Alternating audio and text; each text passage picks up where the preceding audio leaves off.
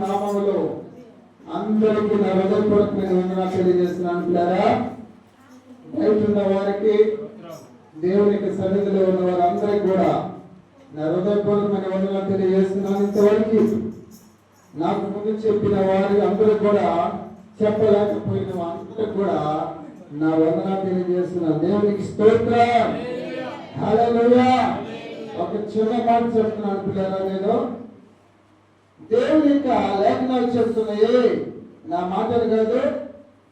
దేవుడు పాత నిబంధన గ్రంథంలో ఏమని చెప్తున్నాడంటే, ఇలా ఒక్క దినము దేవుని సన్నిధిలో గడుపుట మీరు ప్రారంభించాలి. ఆ మాట, ఒక్క దినము దేవుని సన్నిధిలో గడుపుట 1000 దినాల కంటే శ్రేష్టము ఉండాలి. దేవుని సన్నిధానంలో ఒక్క సెకండ్ నువ్వు తప్పిపోతే ఎన్ని సెకండ్లు తప్పిపోయినట్టు?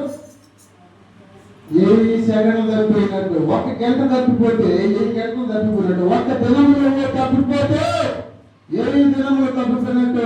దేవునికి స్తోత్రం, హల్లెలూయా.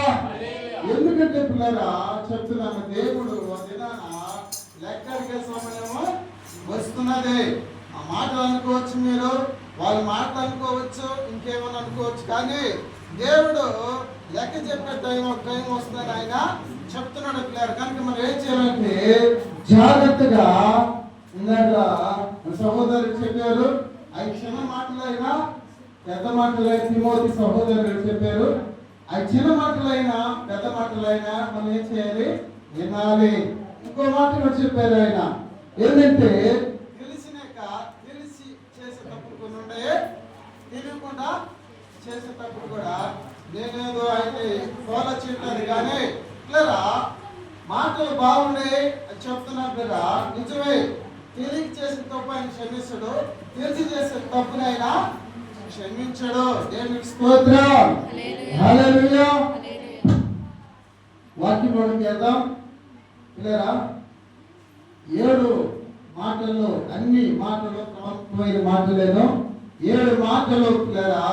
7 అనే సంఖ్య బైబిల్ గ్రంథంలో, పరిశుద్ధమైన గ్రంథంలో చాలా పెద్ద సంఖ్యని దేవుడు చెప్తున్నాడు. 7 యొక్క